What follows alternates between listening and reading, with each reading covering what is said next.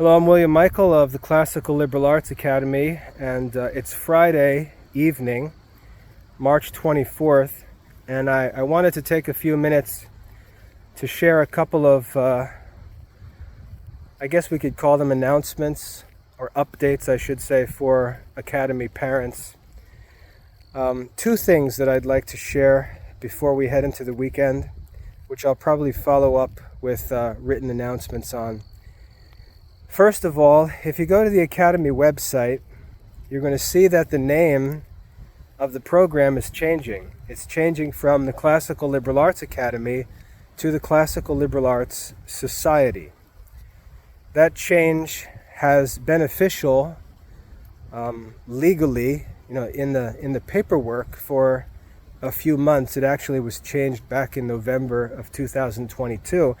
And the reason for the change of the name is because we've moved from operating our program as an LLC, as a limited liability corporation, to a nonprofit. So we made that legal change back in November.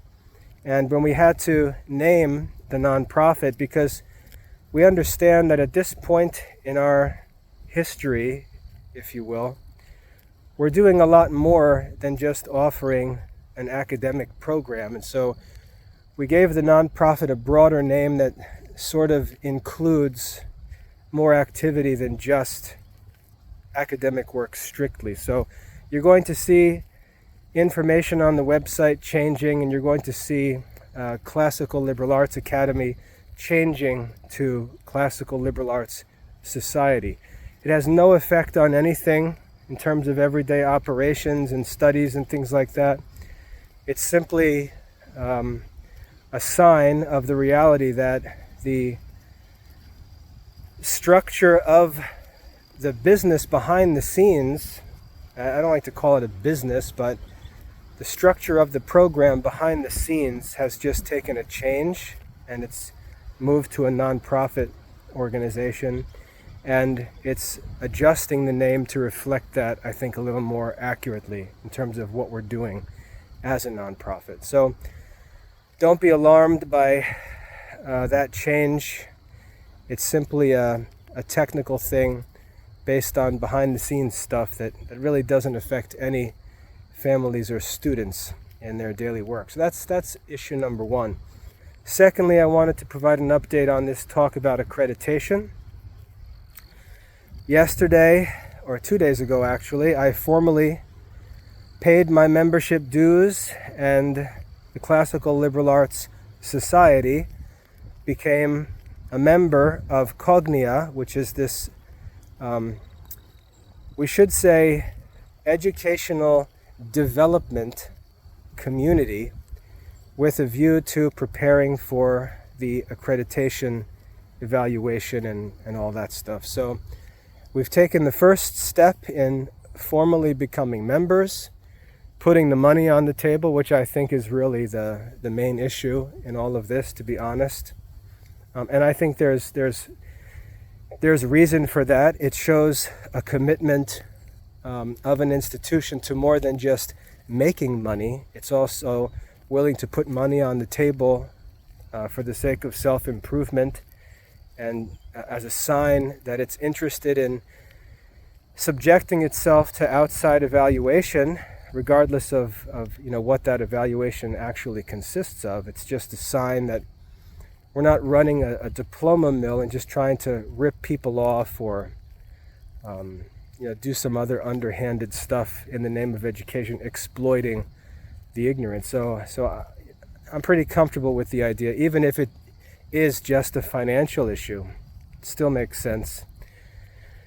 So we've done that. We're officially members in Cognia, and I've got my first formal meeting in this accreditation process on Tuesday, March 28th, where I sit down for a Zoom meeting with the regional director of the accrediting agency, and we just go through something of an orientation and start talking about the process that we're going to go through to prepare for our evaluation and to seek accreditation. So that's getting started on Tuesday, and then after that I've got to do the work of preparing the self-evaluation based on their standards that they evaluate. And once I get all of that prepared, then I submit that for their review, and then they schedule a formal evaluation.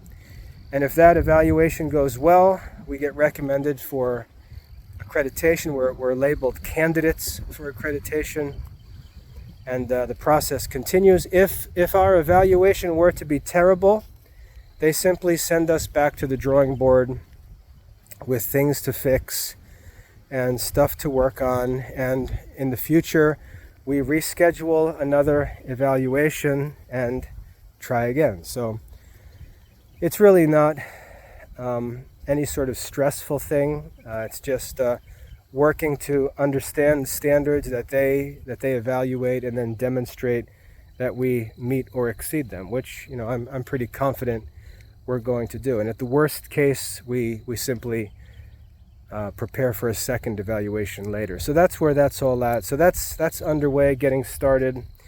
And I also wanted to say that this upcoming week is the last week of the winter term. So we've got one more week on March 31st. The winter term ends, and we're off for Easter break from April 1st, I guess. No April Fool's stuff going on here.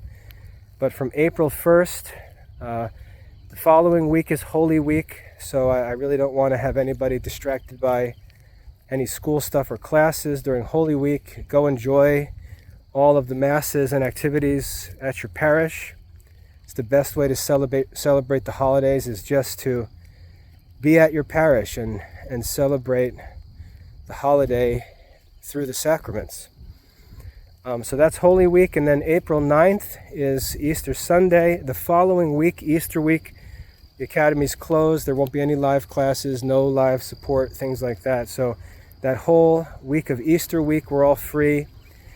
And then the second Monday after Easter, the spring term starts in the academy, and the spring term runs until the last Friday in June. So from April 17th, I think, until maybe June 30th, we have the spring term, and then we wrap up for the year. And then once that happens, then we'll look at what's going on, and we'll see what we're going to do this summer, whether we're going to continue live classes or take a break and just work on some other stuff. So at the end of the spring semester, or spring term, we'll figure out what we're going to do over the summer. So I'll have information on that way before that time comes. So one more week of the spring term, and then or the winter term, and then we're off for Easter break. So keep grinding one more week.